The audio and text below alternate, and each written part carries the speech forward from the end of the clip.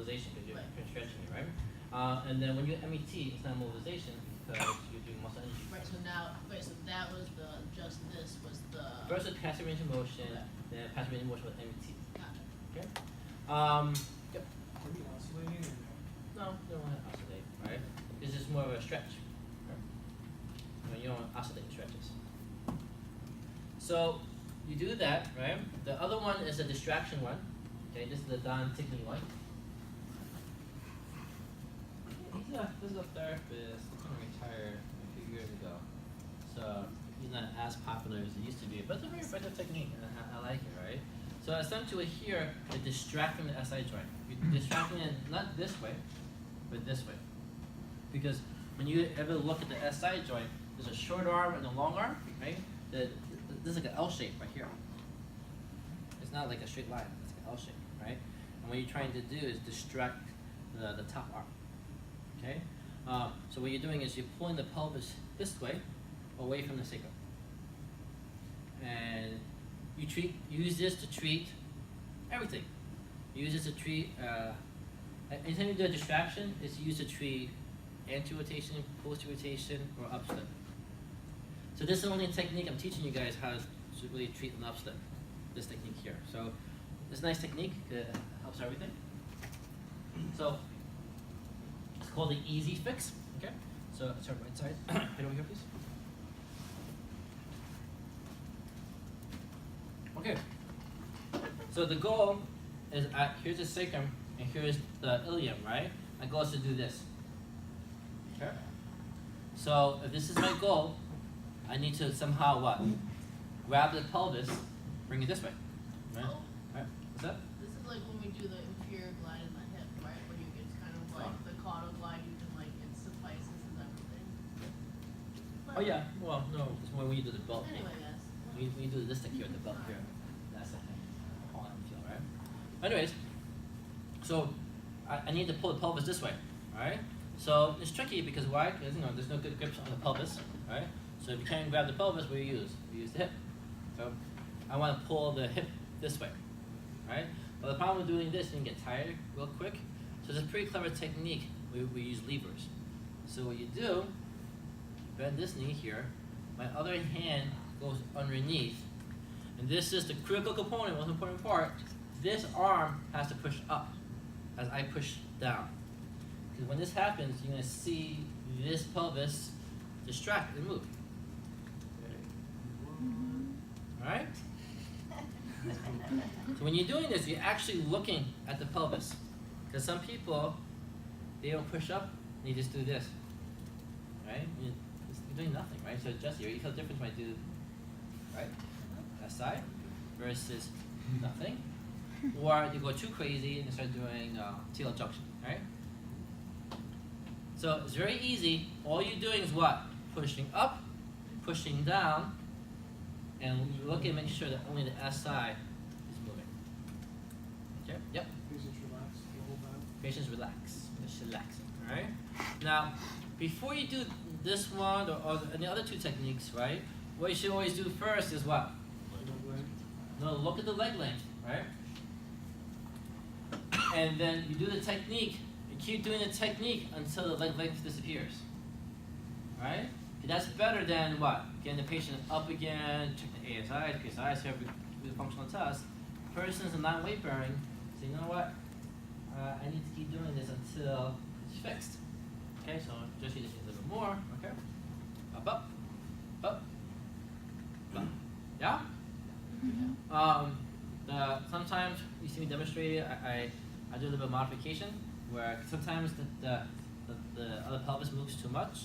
You don't have to do this, but if you see me do this, you understand why. I put my knee on the contralateral buttocks, stops the knee, and then it allows me to lean back more. I can stay here much longer. Right? So it's easier. Yep. How long, is this like similar to other techniques where we'll hold maybe for like a count of 10, relax, or is it long, like if you can hold it for like a minute, do you? Yeah, usually you hold it for like 5 to 10 seconds. Okay. Relax. 5 to 10 seconds. Okay. Relax. 5 to 10 seconds. Relax. And then you look at the malleolar line.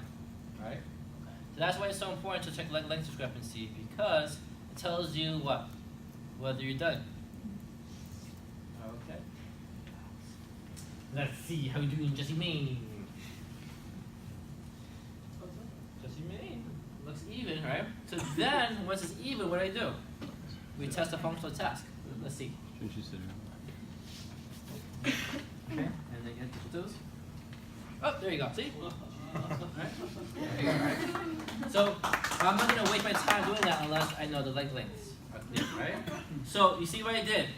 Pelvis rotation, MET, right? And then did the down technique, distraction technique for all of them. Always checking the malleoli height before and after. Brittany, go. Why one over another? What's that? Why one technique over another? Oh, good question. Why would you do one versus the other? I guess really for this one here, like if you notice everything, I kind of tell you kind of a flow. This one, not so much, because to be honest with you, the SI moves so little. These techniques are all pretty effective, right? I like the down technique one because let's say you're wrong, maybe it was an upslip, right? Yeah, you're correcting it. And plus, the down technique one, patients love that one. It feels amazing. Okay? The only reason why I like to do the other one, the MET one, is because when you show them HEP, they have to do that. Actually, thank you for reminding me. Jesse me, where art thou? Come on. Okay? So I'll say, Jesse, hey, your pelvis is uneven, right? So what I want you to do is when you do this technique, so before you do the technique, first you're going to bend forward, see how are you doing. If you're uneven, you need to correct it. So lay down your back. So the MET is so simple, right? What do? She just what? Brings her knee to adjust, your hand behind your leg. Okay? She needs to do what? Pull all the way to end range. When you get to your end range, I want you to push your thigh this way and pull your hand back this way. So you teach her how to do a self MET. 5, 4, 3, 2, 1. And then take up slack. Again. 5, 4, 3, 2, 1. Relax. And you take up all the slack, okay? 5, 4, 3, 2, 1. So HEP is pretty easy, right? Because you're just doing the same thing. Okay? Then the person bends forward, you should feel better. The only tricky thing with this one here, if they have hip impingement. Yeah. They're not going to push all the way, right? And then hopefully you pick that up during driver assessment. Yep. So I was just thinking, is this similar to, sorry, when you push down on, like, I'm just thinking like self-correcting, like out of alignment, is it the same concept as like pushing into the one leg and pushing against it? Yeah. Is that, and that's the same thing? Because some people will teach it this way. That you push this way here, and then Oh, when you push away. push here, then you push here, push down, and then you pull this. So you do an opposite twisting and rotation. Okay. Oh, you're right, yes. And then also this one here, if they do get hip impingement, right? What I teach them to do is take your thumb here, do a self hip release here, push this way, and then do this at the same time. Create the space. Push that thumb down the right side, and then push. Okay.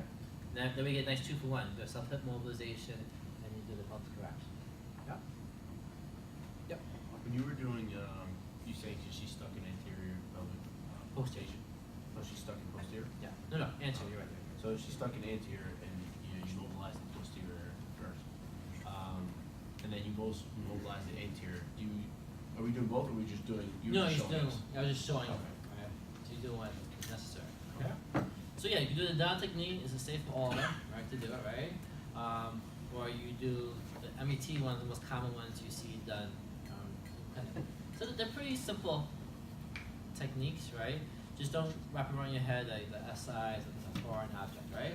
So remember, please do the before and after testing, right? So that way you can really tell what's working right now, okay? And check leg lengths before and after. All right, go practice that one.